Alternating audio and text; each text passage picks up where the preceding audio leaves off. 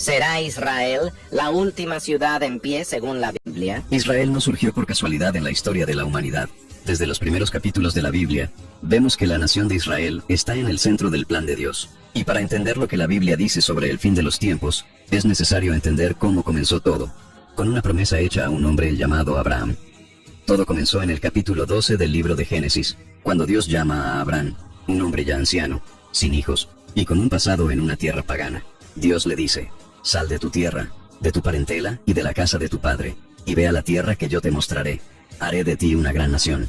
Génesis capítulo 12, versículos 1 y 2. No fue solo un llamado geográfico, fue una separación espiritual. Dios le prometió a Abraham tres cosas: una tierra, un pueblo, y que todas las familias de la tierra serían bendecidas por medio de él. Ese pacto se reafirma en el capítulo 17 de Génesis.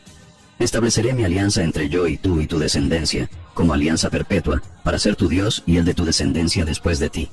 Génesis capítulo 17, versículo 7. Dios no está simplemente fundando una nación.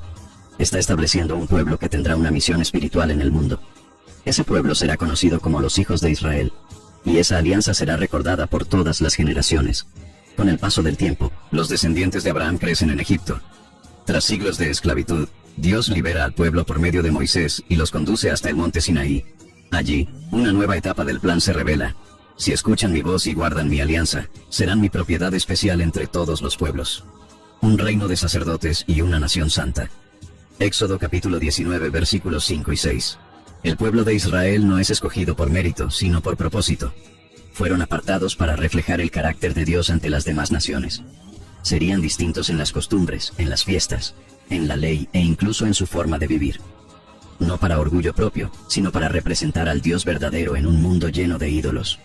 Israel se convierte entonces en el primer pueblo de la historia, con una identidad nacional espiritual directamente ligada a Dios. Y eso explica por qué, aún hoy, el nombre Israel provoca reacciones intensas, porque está cargado de un propósito espiritual profundo. Entre todas las ciudades posibles en la tierra, Dios elige una, Jerusalén, porque el Señor escogió a Sión, la deseó para su habitación. Este será mi lugar de descanso para siempre. Aquí habitaré, porque así lo he deseado. Salmos capítulo 132, versículos 13 y 14. Escogí Jerusalén para que allí esté mi nombre. Y escogí a David para estar sobre mi pueblo Israel. Segundo libro de Crónicas capítulo 6, versículo 6. Jerusalén no es solo una ciudad bonita o estratégica. Es un símbolo espiritual, el lugar donde Dios decidió manifestar su presencia. Allí fue construido el templo. Allí el pueblo celebraba las fiestas sagradas.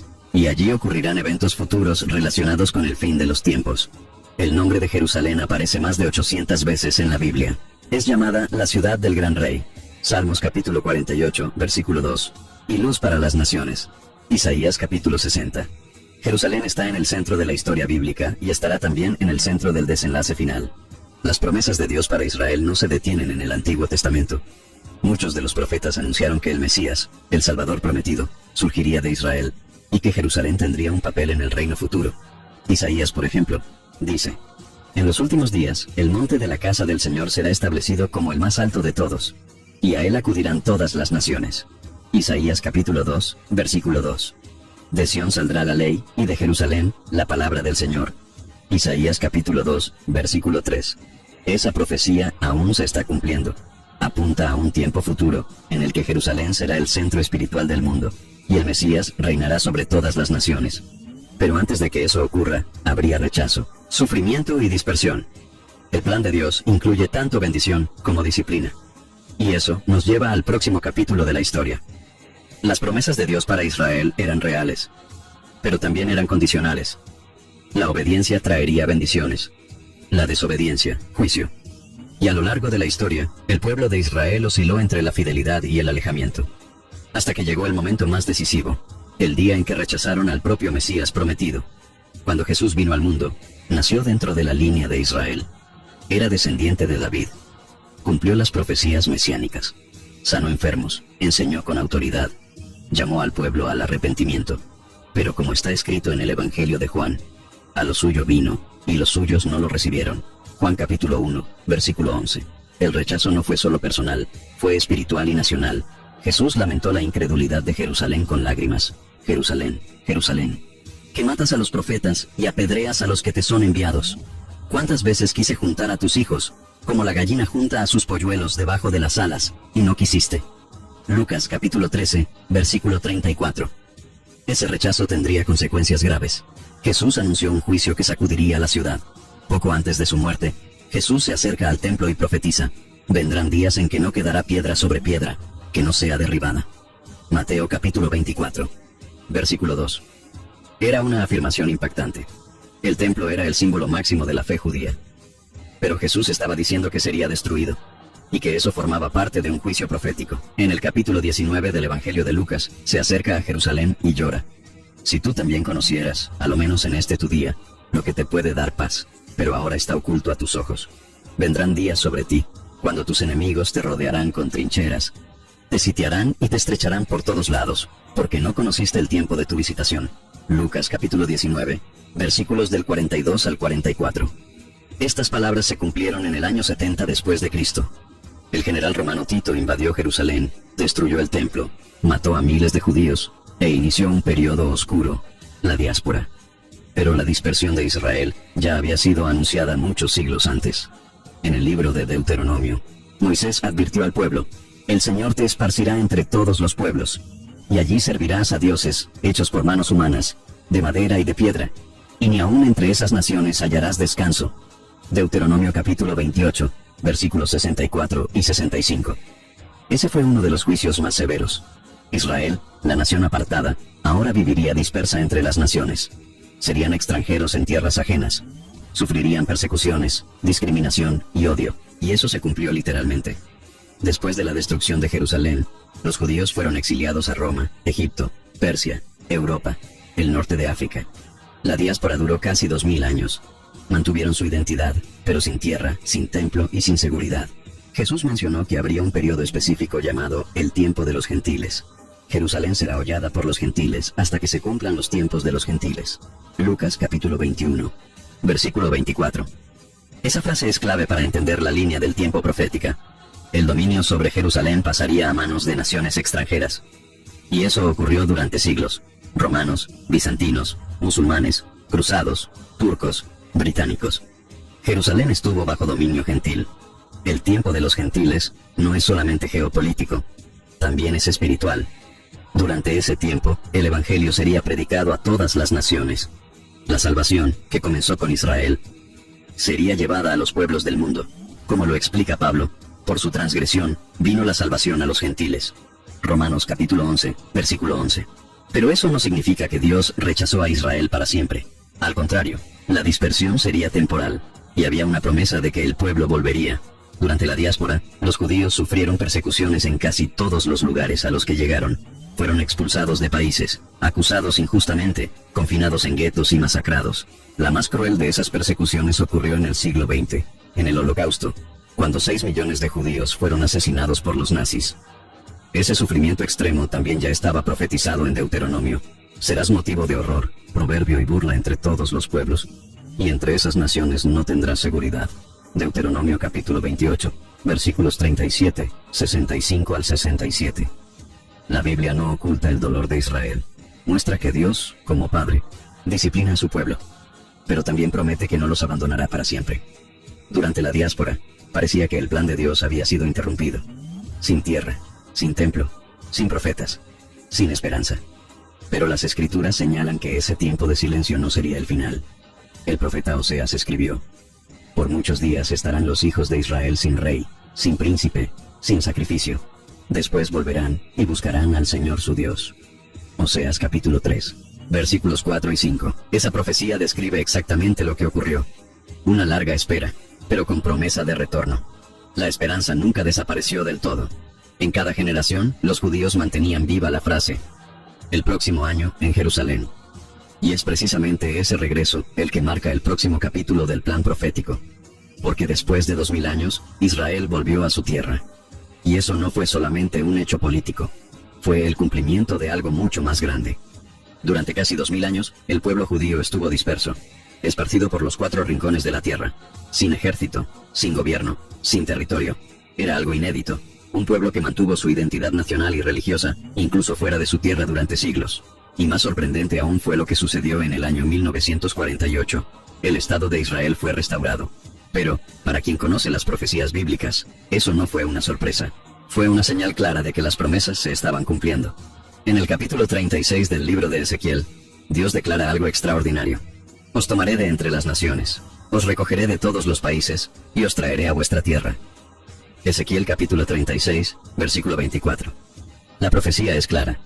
Un regreso literal, físico, desde todas las naciones. Y eso ocurrió en el siglo XX.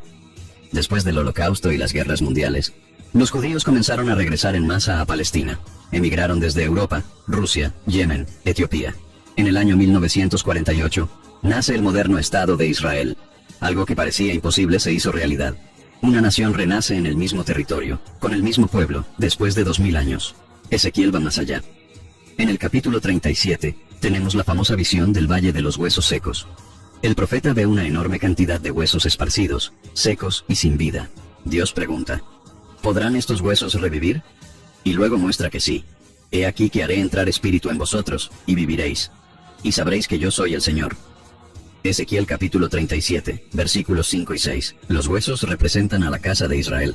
La visión muestra dos etapas, el regreso físico, los huesos que se juntan, y el regreso espiritual, el soplo de vida que entra en ellos. La primera ya comenzó. La segunda está en proceso. La nación fue restaurada. Pero el avivamiento espiritual pleno aún está por venir. El día 14 de mayo del año 1948, David Ben-Gurión declaró la creación del Estado de Israel. Esa misma noche, 5 naciones árabes declararon la guerra al nuevo país. Fue como si el nacimiento de Israel viniera acompañado de dolores de parto. Pero resistió, y sigue en pie hasta hoy. Ese renacimiento no fue simplemente un evento político. Fue el cumplimiento directo de la profecía de Isaías. ¿Abriría yo la matriz y no haría dar a luz? Dice el Señor. Nacerá una nación en un solo día. Isaías capítulo 66, versículos 8 y 9. La respuesta está en la propia historia. Israel nació como nación moderna en un solo día. Un claro hito profético. Un reloj comenzó a correr. Dios estaba moviendo la historia nuevamente hacia su plan. Una de las señales más contundentes de que los tiempos de los gentiles estaban por cumplirse está en las palabras de Jesús. Jerusalén será hollada por los gentiles, hasta que se cumplan los tiempos de los gentiles. Lucas capítulo 21, versículo 24. Esa profecía se cumplió parcialmente en el año 1967, durante la Guerra de los 6 días. Israel recuperó el control de Jerusalén Oriental, donde se encuentra el monte del templo. Por primera vez desde el año 70, los judíos podían orar libremente en su ciudad sagrada. Aunque con restricciones, Jerusalén volvió a estar bajo gobierno de Israel. Fue como si una llave hubiera sido girada. Muchos estudiosos de la profecía bíblica señalan ese evento como un marcador. El fin del tiempo de los gentiles se estaba acercando. Un nuevo ciclo comenzaba. Otro detalle impresionante del regreso de Israel es el idioma. Durante siglos, el hebreo fue considerado una lengua muerta para el uso cotidiano. Se usaba solo en oraciones y textos religiosos, pero con la restauración de Israel, el hebreo fue revivido como idioma nacional. El profeta Sofonías ya lo había dicho. Entonces daré a los pueblos un lenguaje puro, para que todos invoquen el nombre del Señor. Sofonías capítulo 3, versículo 9. El hebreo resurgió como lengua viva.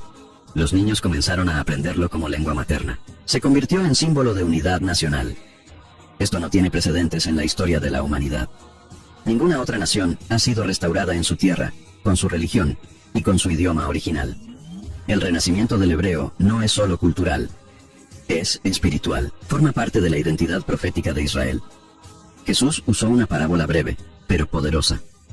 Aprended de la higuera esta parábola. Cuando ya su rama está tierna y brotan las hojas, sabéis que el verano está cerca. Así también vosotros. Cuando veáis todas estas cosas, sabed que está cerca, a las puertas. Mateo, capítulo 24, versículos 32 y 33. La higuera, en las Escrituras, muchas veces representa a Israel. El brotar de la higuera es símbolo del renacimiento de la nación. Cuando eso suceda, dice Jesús, sabremos que el fin está cerca. Y lo que ocurrió en el año 1948 fue exactamente eso. La higuera brotó, el pueblo volvió, la tierra floreció, la identidad fue restaurada, el reloj profético se aceleró. Aunque ya ocurrió el regreso físico, la Biblia muestra que Israel aún tendrá un encuentro espiritual con el Mesías. Por ahora, muchos judíos todavía no reconocen a Jesús como el Cristo, pero los profetas dicen que ese día llegará. Zacarías, capítulo 12, versículo 10. Ese será un momento de revelación nacional. cuando se abran los ojos y el pueblo reconozca a aquel que vino a salvarlos. Ese evento marcará el inicio de una nueva etapa en el plan de Dios con Israel y con el mundo. La restauración de Israel no es el final de la historia, es el comienzo del tramo final. La Biblia es clara al mostrar que, en los últimos días, Israel estará de regreso en su tierra, pero también enfrentará grandes conflictos, persecuciones y guerras. El escenario se está preparando. El regreso del pueblo a su tierra es una de las señales más importantes de que nos estamos acercando al fin de los tiempos. La generación que vio brotar la higuera está viviendo días decisivos. Desde su fundación, el Estado de Israel vive en constante tensión. Guerras, amenazas, cercos políticos y hostilidad internacional forman parte de su día a día. Pero, según la Biblia, esto no es solamente un reflejo de disputas humanas. Es parte de un escenario profético que apunta a los tiempos del fin. Jesús usó una expresión fuerte: principio de dolores. Y una de las señales de esos tiempos sería el cerco creciente contra Jerusalén. Lo que vemos hoy, con Israel siendo foco de guerras, terrorismo y conspiraciones, no es ninguna novedad en las Escrituras. Fue anunciado hace milenios. El Salmo 83 describe una alianza de pueblos con un objetivo claro: borrar a Israel del mapa. Dijeron: venid, y destruyámoslos para que no sean nación, y no haya más memoria del nombre de Israel. Salmo capítulo 83, versículo 4. La lista incluye pueblos antiguos como edomitas, amonitas, ismaelitas, filisteos, todos con descendencia y raíces en el Medio Oriente. Algunos estudiosos ven en estos nombres representaciones proféticas de naciones modernas que, históricamente, se oponen a Israel. Esa conspiración no es solamente militar, es ideológica. Involucra deslegitimar la existencia de Israel, negar su historia e incitar al odio contra el pueblo judío. Incluso hoy, hay discursos públicos en varias naciones que repiten el espíritu del Salmo 83, negar el derecho de Israel a existir. El texto muestra que Dios ve esa conspiración y la juzgará en el tiempo apropiado. Pero antes de eso, causará dolor, miedo y conflicto. Uno de los capítulos más detallados sobre los conflictos del fin de los tiempos está en Ezequiel capítulos 38 y 39. Dios le habla al profeta sobre un líder llamado Gog, de la tierra de Magog, príncipe de Rosh, Mesec y Tubal. Él será el comandante de una coalición de naciones que vendrán a atacar a Israel en los últimos días. Subirás contra mi pueblo Israel como nube para cubrir la tierra, será al cabo de los días. Ezequiel capítulo 38, versículo 16. Entre los aliados de Gog están Persia, actual Irán, Cus, Sudán o Etiopía, Fut, Libia, Gomer, posiblemente regiones de Europa Oriental, y otros pueblos del norte.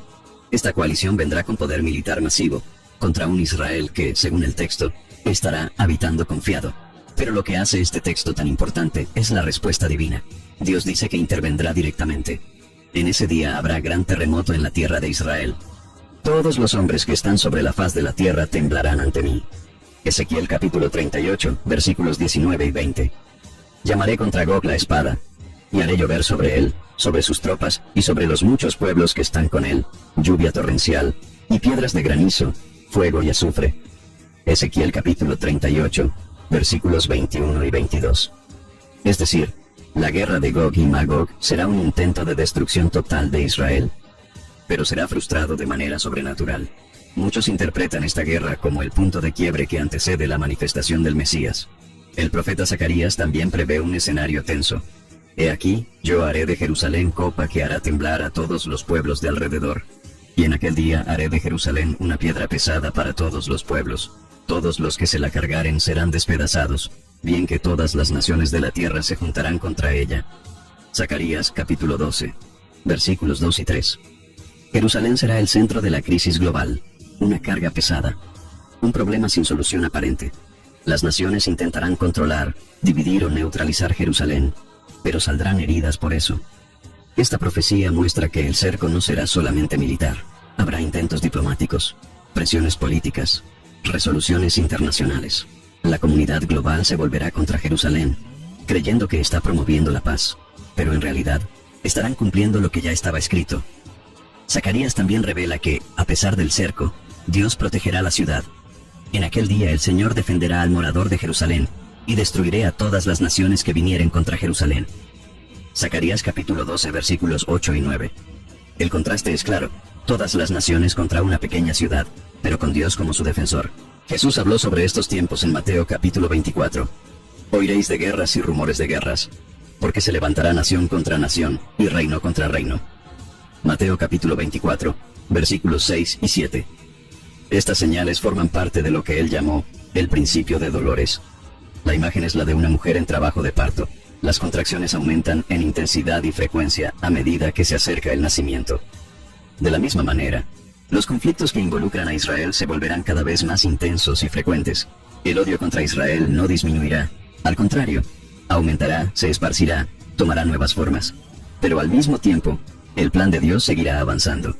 En tiempos modernos, hemos visto guerras en los años 1948, 1956, 1967, 1973, además de enfrentamientos recientes con Hezbollah, Hamas, Irán y otros grupos.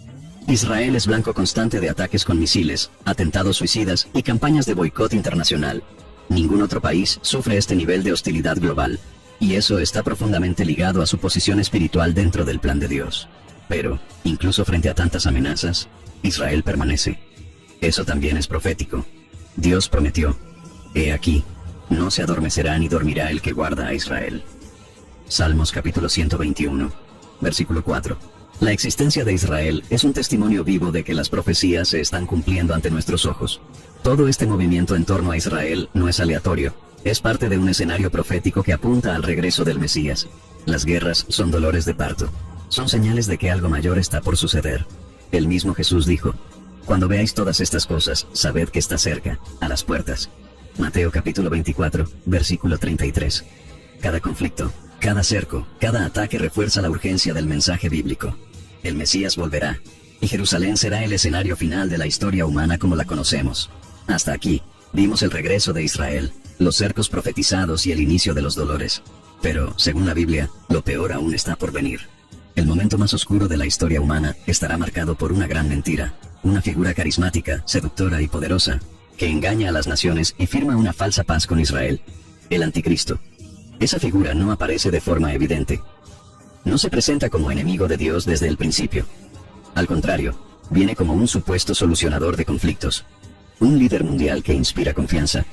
Pero, detrás de la fachada de paz, se oculta el mayor engaño de la historia. El profeta Daniel escribió algo esencial: por otra semana confirmará el pacto con muchos. A la mitad de la semana hará cesar el sacrificio y la ofrenda. Daniel capítulo 9, versículo 27. Esa semana profética se entiende como 7 años. El Anticristo firmará un acuerdo de paz con Israel y otras naciones. Tal vez un pacto que garantice seguridad, reconocimiento de Jerusalén, o incluso la reconstrucción del templo. Todo parecerá encaminarse hacia un nuevo tiempo de estabilidad, pero será una paz ilusoria. A la mitad del periodo, ese mismo líder romperá el pacto. De amigo, se volverá enemigo. De pacificador, revelará su verdadera identidad. Un opositor directo de Dios y de su pueblo. La Biblia muestra que muchos judíos aceptarán inicialmente esa alianza. Creerán que por fin han encontrado a un protector político. Pero ese acuerdo será el comienzo de la gran tribulación. Jesús advirtió sobre un evento crucial que marcaría ese tiempo. Cuando veáis en el lugar santo la abominación desoladora, de que habló el profeta Daniel, entonces los que estén en Judea huyan a los montes. Mateo capítulo 24, versículos 15 y 16. Pablo también habló de este episodio, el cual se opone y se levanta contra todo lo que se llama Dios, tanto que se sienta en el templo de Dios como Dios, haciéndose pasar por Dios. Segunda de Tesalonicenses capítulo 2, versículo 4. Ese es el punto de quiebre. El Anticristo entrará en el templo reconstruido y se proclamará a sí mismo como Dios. Una provocación directa al Altísimo. Un acto que desencadena el colapso de toda paz falsa. A partir de ahí comienza el periodo más oscuro de la historia, la Gran Tribulación. El libro de Apocalipsis describe que, tras la profanación, habrá una persecución directa contra los judíos. Muchos se darán cuenta del engaño demasiado tarde, pero Dios preparará un escape para un remanente fiel. Y la mujer huyó al desierto, donde tenía lugar preparado por Dios, para que allí la sustenten por 1260 días. Apocalipsis capítulo 12, versículo 6. La mujer representa a Israel, y los 1260 días corresponden exactamente a 3 años y medio, la segunda mitad de la semana profética. Durante ese tiempo, un grupo será guardado por Dios en un lugar oculto, fuera del alcance del Anticristo. El desierto aquí puede ser literal o simbólico. Algunos estudiosos creen que se refiere a la antigua ciudad de Petra, en Jordania. Otros lo ven como un refugio espiritual. Lo importante es que habrá preservación. Dios no abandonará a su pueblo. Jesús llamó a este periodo Gran Tribulación, como nunca antes hubo. Porque habrá entonces gran tribulación, cual no la ha habido desde el principio del mundo hasta ahora, ni la habrá jamás. Mateo capítulo 24, versículo 21. El profeta Jeremías también se refirió a ese tiempo como tiempo de angustia para Jacob, pero de ella será librado. Jeremías capítulo 30, versículo 7. El libro de Daniel refuerza: en aquel tiempo se levantará Miguel, el gran príncipe, y será tiempo de angustia, cual nunca fue. Daniel capítulo 12, versículo 1. La intensidad de la persecución será global. Habrá control económico, espiritual y social. El sistema del anticristo exigirá adoración y sumisión total. Quienes se nieguen serán perseguidos y ejecutados. La marca de la bestia, descrita en Apocalipsis capítulo 13, también forma parte de ese sistema. La tecnología y el control total serán utilizados para separar a los que siguen al verdadero Dios de los que siguen al impostor. Pablo escribió que el anticristo vendrá con todo poder, y señales y prodigios mentirosos. Segunda de Tesalonicenses capítulo 2, versículo 9. No será solo político, tendrá apariencia espiritual, hará milagros, engañará incluso a personas religiosas. Jesús advirtió: porque se levantarán falsos cristos y falsos profetas, y harán grandes señales y prodigios, de tal manera que engañarán, si fuere posible, aún a los escogidos. Mateo capítulo 24, versículo 24. Será un tiempo de gran confusión. Muchos pensarán que están siguiendo el bien, pero estarán siendo conducidos por una mentira satánica. La verdad será distorsionada. Lo correcto parecerá incorrecto, y lo incorrecto será celebrado como progreso. Por eso, la vigilancia espiritual será esencial. El conocimiento de las Escrituras será la única defensa contra el engaño. Puede parecer extraño, pero el anticristo no está fuera del control de Dios. Él será permitido como parte del juicio sobre un mundo que ha rechazado la verdad. Por esto Dios les enviará un poder engañoso, para que crean la mentira. Segunda de Tesalonicenses capítulo 2, versículo 11. Ese es uno de los versículos más fuertes de la Biblia. Muestra que Dios permite el engaño como forma de juicio. Cuando la humanidad rechaza sistemáticamente la verdad, se vuelve vulnerable a creer cualquier cosa, incluso al mayor impostor de todos los tiempos. Pero Dios también promete preservar a los fieles. Aquellos que no se doblen ante el sistema del anticristo serán guardados, incluso en medio de la persecución. En algún momento, durante ese tiempo de tribulación, muchos judíos reconocerán que fueron engañados. Volverán a las Escrituras. Reconocerán que aquel a quien rechazaron era en realidad el verdadero Mesías, Jesús. El libro de Zacarías muestra ese momento. Derramaré sobre la casa de David el espíritu de gracia y de oración, y mirarán a mí, a quien traspasaron. Zacarías capítulo 12, versículo 10. Ese reconocimiento será nacional, un despertar espiritual, un clamor por salvación, un arrepentimiento profundo. Ese clamor es lo que antecederá el regreso triunfal del Mesías, después de la falsa paz del anticristo, de la persecución durante la gran tribulación, y del clamor de un pueblo que finalmente empieza a reconocer a su verdadero Mesías. La Biblia describe lo que será el clímax de la historia humana. La batalla del Armagedón no será solamente un conflicto militar. Será el punto más alto del enfrentamiento entre el bien y el mal, entre los reinos de este mundo y el reino de Dios. Esa batalla no comenzará de un día para otro. Se irá gestando poco a poco, con la acumulación de tensiones globales, el endurecimiento de las naciones y el ascenso del odio contra Israel y contra todo lo que representa a Dios. El libro de Apocalipsis es claro al nombrar este momento, y los reunió en el lugar que en hebreo se llama Armagedón. Apocalipsis capítulo 16, versículo 16. La palabra Armagedón proviene de Har Megiddo, que significa monte de Megiddo, una región real en el norte de Israel, conocida por haber sido escenario de varias batallas históricas. Pero aquí, la dimensión es profética. Se trata del lugar donde las naciones se reunirán para luchar contra el propio Dios. Esa reunión será impulsada por espíritus demoníacos. Vi salir de la boca del dragón espíritus de demonios que hacen señales, los cuales van a los reyes de todo el mundo, para reunirlos a la batalla del gran día del Dios Todopoderoso. Apocalipsis capítulo 16 versículos 13 y 14. No será solamente una guerra contra Israel, será una rebelión abierta contra Dios. Las naciones ya no buscarán solo controlar Jerusalén, rechazarán toda autoridad divina sobre la tierra. El profeta Zacarías detalla el escenario de esta guerra. Reuniré a todas las naciones para combatir contra Jerusalén. La ciudad será tomada, las casas saqueadas y las mujeres violadas. Zacarías capítulo 14, versículo 2. Es uno de los textos más oscuros de toda la Biblia. Jerusalén será sitiada. Las fuerzas enemigas invadirán la ciudad, causarán destrucción, violencia y dolor. El pueblo de Israel, que ya ha enfrentado muchas guerras, se verá ahora ante su mayor crisis. Un escenario de colapso total. Pero el versículo siguiente marca el giro. Entonces saldrá el Señor y peleará contra aquellas naciones, como peleó en el día de la batalla. Zacarías, capítulo 14, versículo 3. En el momento en que todo parezca perdido, cuando no quede esperanza humana, Dios intervendrá. Y ya no será por medio de ángeles, profetas o señales. Él vendrá personalmente. El profeta Joel describe el ambiente de ese día. Tocad trompeta en Sión, porque viene el día del Señor. Ya está cerca. Día de tinieblas y de oscuridad, día de nube y de sombra. Joel capítulo 2, versículos 1 y 2. El escenario será apocalíptico. El mundo estará en convulsión. Habrá oscuridad literal y espiritual. Las estructuras de la tierra serán sacudidas. El clima será de desesperación. El caos dominará a las naciones. Pero esa oscuridad precede al momento más glorioso de la historia, el regreso de Cristo. Mateo capítulo 24 lo confirma. Inmediatamente después de la tribulación de aquellos días, el sol se oscurecerá, la luna no dará su resplandor, las estrellas caerán del cielo, y las potencias de los cielos serán conmovidas. Mateo capítulo 24, versículo 29. Toda la creación sentirá la llegada del Creador, y entonces sucederá algo que cambiará todo. Vi el cielo abierto, y he aquí un caballo blanco. El que lo montaba se llama Fiel y Verdadero, y con justicia juzga y pelea.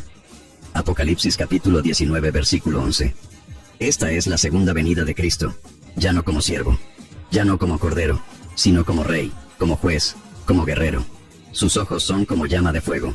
En su cabeza hay muchas coronas. Su nombre es el Verbo de Dios. Los ejércitos celestiales lo seguían en caballos blancos, vestidos de lino finísimo, blanco y limpio. Apocalipsis capítulo 19, versículo 14. El Mesías no vendrá solo. Estará acompañado de ejércitos celestiales, ángeles y redimidos glorificados. El cielo se abrirá, y todos verán la manifestación del Hijo de Dios. Él pisa el lagar del vino del furor y de la ira del Dios Todopoderoso. Apocalipsis capítulo 19, versículo 15. Jesús viene a juzgar, no a negociar, a establecer justicia, no a dialogar con el mal. Él descenderá en medio de la batalla, cuando Israel esté al borde de la destrucción, y destruirá a los ejércitos enemigos. El mismo capítulo declara: la bestia fue apresada, y con ella el falso profeta. Ambos fueron lanzados vivos dentro de un lago de fuego. Apocalipsis capítulo 19, versículo 20. El anticristo, que engañó a las naciones. El falso profeta, que promovió la adoración falsa. Ambos serán derrotados instantáneamente y arrojados al juicio eterno. El sistema que dominaba al mundo caerá en un solo día. La Babilonia espiritual será juzgada. El dominio de las tinieblas será quebrado. No habrá una guerra equilibrada. Será una victoria aplastante de Cristo. El Armagedón es más que un conflicto militar. Es la ruptura definitiva del dominio humano y el inicio del reino del Mesías. Marcará el fin de los reinos de este mundo y el comienzo del reinado de justicia. Los reinos del mundo han venido a ser de nuestro Señor y de su Cristo, y Él reinará por los siglos de los siglos. Apocalipsis capítulo 11, versículo 15. Todo lo que fue profetizado por Isaías, Daniel, Joel, Zacarías, Juan, culmina en este momento. El juicio comienza con la guerra, pero terminará con restauración. Y ese es el tema de la siguiente parte: el rescate final de Israel y el inicio del reino milenial. El escenario es de caos. Jerusalén sitiada, el pueblo quebrantado, las naciones reunidas para destruir lo que queda. La oscuridad cubre la tierra. La esperanza parece muerta. Pero es en ese preciso momento cuando el cielo se rasga y el Mesías regresa, no en silencio, sino con poder, gloria y juicio. Y con él viene la liberación final de Israel. Lo que la Biblia describe a continuación no es simbólico, es literal. El regreso de Jesucristo será visible, glorioso y decisivo. Él no solo derrotará a los enemigos, volverá a pisar el suelo de Jerusalén y liberará la ciudad con sus propias manos. El profeta Zacarías describe en detalle ese momento. En aquel día se afirmarán sus pies sobre el monte de los olivos, que está enfrente de Jerusalén, al oriente. Zacarías capítulo 14, versículo 4. Ese es el mismo monte desde donde Jesús ascendió al cielo, como se registra en el libro de los Hechos capítulo 1, versículos del 9 al 12. Los ángeles dijeron que Él regresaría de la misma manera en que se fue. Y aquí está el cumplimiento. Él regresa exactamente al mismo lugar. Pero el texto va más allá. Y el monte de los olivos se partirá por en medio, hacia el oriente y hacia el occidente, haciendo un valle muy grande. Zacarías capítulo 14, versículo 4. La tierra será sacudida por la presencia del Mesías. Se abrirá un valle. Muchos estudiosos creen que ese valle servirá como ruta de escape para los que estén rodeados. Será un camino de liberación física y espiritual. Un nuevo éxodo, pero ahora hacia la salvación eterna. Zacarías continúa describiendo lo que ocurrirá con los ejércitos que rodean Jerusalén. Y esta será la plaga con que herirá el Señor a todos los pueblos que pelearon contra Jerusalén. La carne de ellos se corromperá estando ellos sobre sus pies, y se les consumirán los ojos en las cuencas, y la lengua se les deshará en la boca. Zacarías capítulo 14, versículo 12. Es un lenguaje fuerte, pero revela que la intervención divina será directa. No será con tanques ni con aviones. Será con poder sobrenatural. El juicio vendrá del mismo Dios. También habrá confusión entre los enemigos. En aquel día habrá entre ellos gran pánico enviado por el Señor, y trabarán cada uno la mano de su compañero, y levantará su mano contra la del otro. Zacarías capítulo 14, versículo 13. Dios utilizará incluso la desorganización interna para derrotar a los que se levanten contra su pueblo. La ciudad será liberada. El cerco será roto. Jerusalén no será destruida. Será salvada. Juan, en el Apocalipsis, confirma que este regreso será visible para todo el planeta. He aquí que viene con las nubes, y todo ojo lo verá, incluso los que lo traspasaron. Apocalipsis capítulo 1, versículo 7. El regreso de Jesús no será un evento secreto, será público. Las naciones lo verán, los pueblos serán testigos, y los que se burlaron, los que negaron, los que persiguieron, todos verán al Hijo del Hombre descendiendo en gloria. Ese momento también será un impacto espiritual, porque muchos se darán cuenta de que rechazaron al que era el verdadero rey, y entre ellos estará el pueblo judío. El punto más conmovedor de este capítulo profético está en Zacarías capítulo 12. Derramaré sobre la casa de David y sobre los habitantes de Jerusalén espíritu de gracia y de oración, y mirarán a mí, a quien traspasaron, y llorarán por él como se llora por el Hijo unigénito. Zacarías capítulo 12, versículo 10. Ese es el momento del reconocimiento nacional. El pueblo verá a Jesús y entenderá. Él es el Mesías, siempre lo fue. Habrá lágrimas, habrá arrepentimiento, habrá un dolor profundo por haber rechazado durante tanto tiempo a quien vino a salvarlos. No se trata solo de emoción, es un despertar espiritual, un nuevo nacimiento colectivo. El velo es quitado. La identidad de Jesús es finalmente revelada a su pueblo. El apóstol Pablo también habló de esto. Y así todo Israel será salvo. Romanos capítulo 11, versículo 26. Esa salvación no es política, es espiritual. No significa que todo judío de todas las épocas será salvo, sino que la nación como cuerpo será restaurada delante de Dios. El remanente fiel será salvo. El Mesías será aceptado. El pacto será renovado. Esa liberación va más allá de la geopolítica. Representa la fidelidad de Dios a sus promesas. Él dijo que no abandonaría a Israel. Él dijo que guardaría un remanente. Él dijo que Jerusalén sería liberada. Y todo eso se cumple con la llegada del Mesías. También es una señal para las naciones. El tiempo de usurpar, burlarse y atacar al pueblo de Dios termina aquí. El mundo verá que el plan de Dios no fracasó. Simplemente se estaba cumpliendo paso a paso, dentro de su tiempo perfecto. La liberación de Jerusalén será el punto de inflexión de la historia humana. A partir de aquí, entraremos en una nueva era. El reino de Cristo sobre la tierra. Después del regreso del Mesías y de la liberación sobrenatural de Jerusalén, la historia de la humanidad entra en una nueva etapa. Ya no habrá duda sobre quién gobierna. Jesús reinará de forma visible y concreta sobre la tierra, y la ciudad elegida para ser la sede de su gobierno será Jerusalén. Ese tiempo es llamado el reino milenario, un periodo de 1000 años en el que Cristo reinará con justicia, paz y autoridad incuestionable. La capital de ese reino será la misma ciudad donde ocurrieron tantas batallas, donde el Mesías fue rechazado y donde regresará en gloria, Jerusalén. El profeta Isaías escribió con claridad: acontecerá en los postreros días, que el monte de la casa del Señor será establecido como cabeza de los montes. Y a él acudirán todas las naciones. Y vendrán muchos pueblos y dirán: venid, subamos al monte del Señor, a la casa del Dios de Jacob, para que nos enseñe sus caminos. Porque de Sión saldrá la ley, y de Jerusalén la palabra del Señor.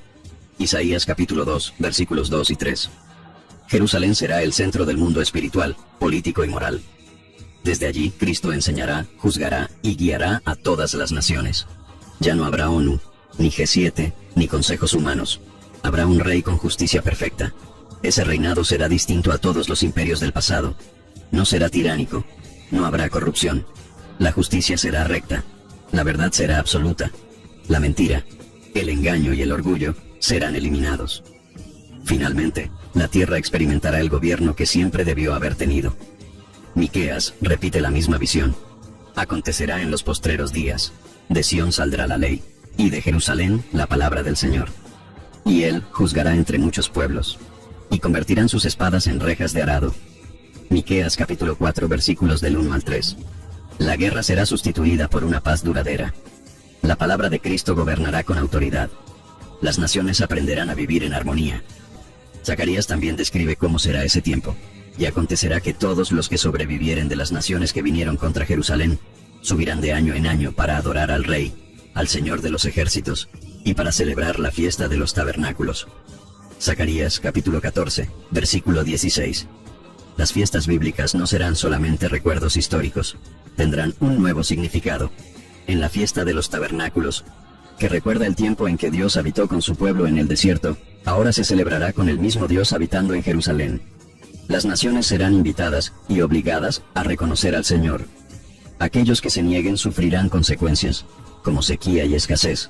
Zacarías capítulo 14, versículos del 17 al 19. Habrá libertad, pero también orden. Será un tiempo de misericordia, y también de disciplina justa.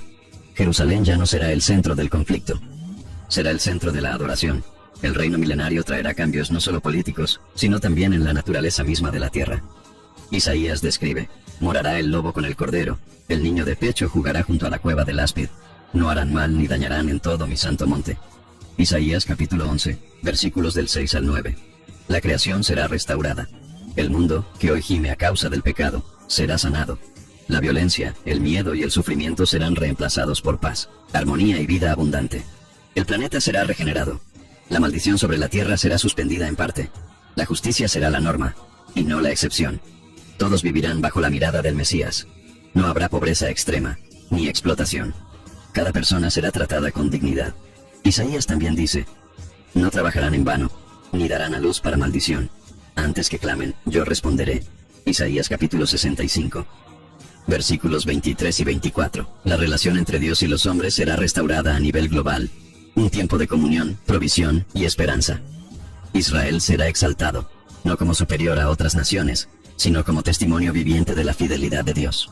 El pueblo que fue perseguido, dispersado y rechazado, ahora será puesto en alto.